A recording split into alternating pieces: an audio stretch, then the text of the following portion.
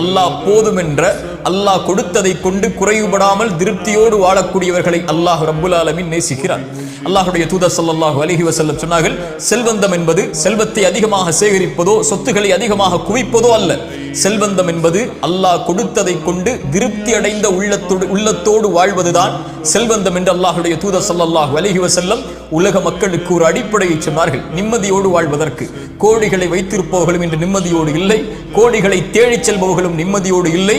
நிம்மதியுடைய வாழ்வை வாழ்பவர்கள் அல்லாஹ் எதை கொடுத்தானோ அதை கொண்டு திருப்தி அடைந்த உள்ளத்தோடு வாழ்பவர்கள் மட்டுமே. இந்த அல்லாஹ்வுடைய தூதர் ஸல்லல்லாஹு அலைஹி வஸல்லம் சொன்னார்கள், ஆதமுடைய மகனுக்கு ஒரு ஓடை தங்கம் கிடைத்தாலும் இரண்டாவது ஓடை வேண்டும் என்றுதான் ஆசைப்படுவான்.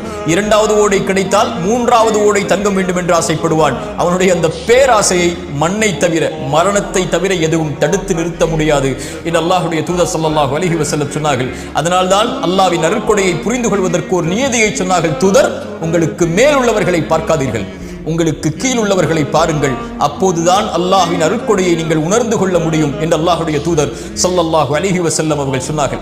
அல்லாஹ்வுடைய தூதர் ஸல்லல்லாஹு அலைஹி வஸல்லம் சொன்னார்கள், அவன் வெற்றி அடைவான் யாரவன் அல்லாஹ்விற்கு கட்டுப்பட்டு அல்லாஹ் ரப்புல் ஆலமீன் போதுமான வாழ்வாதாரத்தை அவனுக்கு கொடுத்து அல்லாஹ் கொடுத்ததை கொண்டு குறைவுபடாமல் நிறைவோடு வாழக்கூடியவன் வெற்றி பெறுவான் என்று அல்லாஹ்வுடைய தூதர் ஸல்லல்லாஹு அலைஹி வஸல்லம் சொன்னார்கள்.